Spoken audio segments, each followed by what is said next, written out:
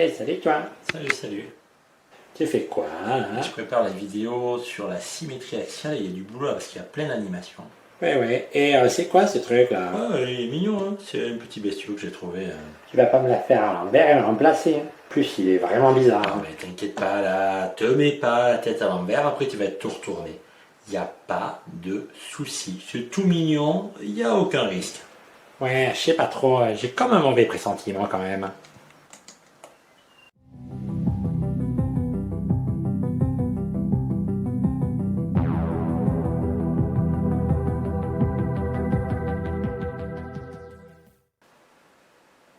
Depuis le début de l'année en géométrie, nous avons vu des figures comme les triangles et les cercles par exemple, dont il faut connaître la définition et les propriétés. Nous avons vu aussi des situations comme des droites dans des positions relatives ou aussi des situations un peu plus compliquées comme s'il y a deux droites perpendiculaires à une même troisième, etc. Et donc il faut connaître des choses sur ces situations. Et maintenant, nous allons voir les premiers mouvements en géométrie. Car la symétrie axiale est un déplacement qui fait bouger des figures. Je te préviens, si tu te sers de moi comme exemple et que tu me bouges dans tous les sens, je te vomis dessus. Tu sais quoi? Je devrais peut-être demander au petit bestiau là que tu voyais tout à l'heure. Mais me mords pas les doigts, sois Ouais, fais cool. gaffe, je t'ai dit qu'il était bizarre. Non, mais c'est juste qu'il doit avoir faim. T'inquiète pas, allez, sois gentil. Eh bien, pour vous montrer le déplacement que nous allons étudier, pendant que vous regardez cette petite vidéo, cette petite animation, moi je vais aller nourrir le petit bestiau. Attends, moi je me tire. Non mais vas-y, et te jette pas par terre, le dépit, là, ça va quand même.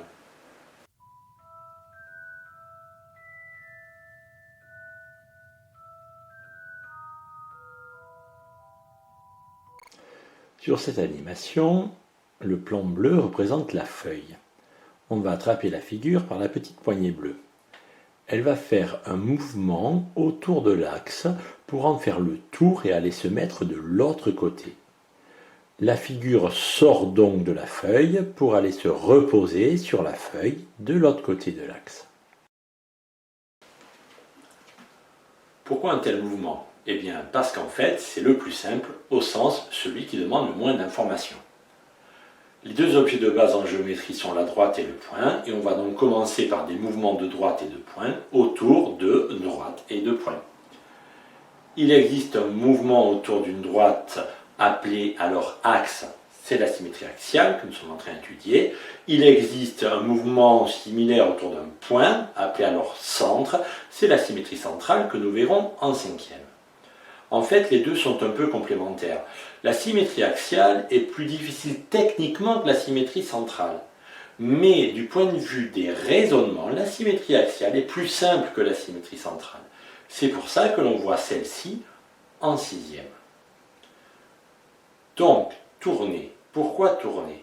En fait, si je dois me déplacer, par exemple glisser, je vais avoir besoin d'une information.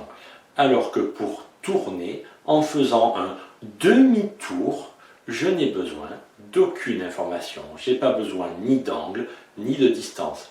C'est pour ça que c'est le mouvement de base. D'ailleurs, si tu veux bien, je vais quand même te faire le mouvement. Mais je te promets de faire ça tout doucement. Ouais, allez, vas-y doucement. Hein. Quand on va faire tourner un point autour d'un point, on pourra rester dans la feuille. Le point tournant autour d'un point, ma tête servant de point ici. Mais quand on tourne autour d'un axe, la difficulté c'est que on va devoir sortir de la feuille pour tourner autour de moi qui sert d'axe, passer dans l'espace avant de revenir sur la feuille. Eh, mais c'est quoi ce truc là? Ah mais t'inquiète pas, c'est le petit piou-piou. Mais il est vachement plus gros. Oui, enfin, je l'ai peut-être un peu nourri, un peu grossier. Et, enfin, rien de grave, hein.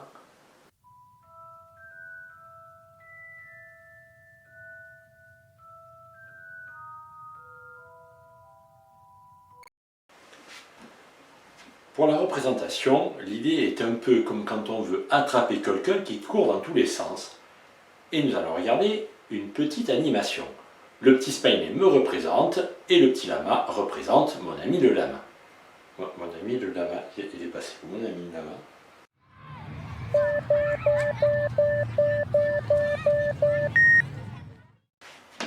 Là, La moralité, en quelque sorte, de l'histoire, c'est ce n'est pas la peine de courir dans tous les sens si l'on sait où la personne va arriver. Il suffit d'aller tout droit et de l'attendre. Pour représenter la symétrie axiale, ça va être à peu près la même chose. On ne va pas représenter le mouvement complet de la figure, ne serait-ce que parce que la figure sort de la feuille et c'est donc impossible de le faire sur la feuille. Par contre, on va représenter la position de départ et la position d'arrivée. Et pour expliquer ce que l'on fait, on ne va pas rajouter des tracés qui expliquent ce que la figure a fait. On va rajouter des tracés qui expliquent comment j'ai fait pour trouver la position d'arrivée.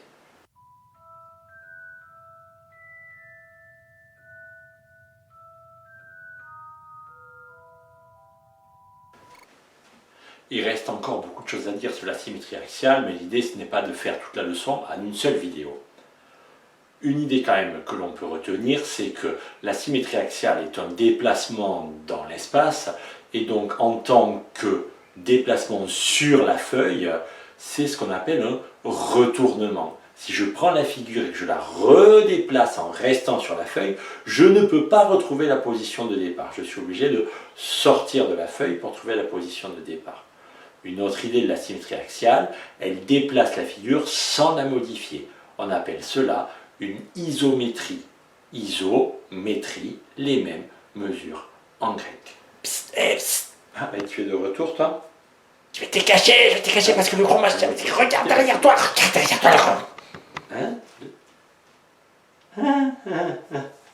Je crois que je vais me retourner avec mon lama très très loin. Viens, faisons un déplacement tous les deux. Vite, vite, vite, vite.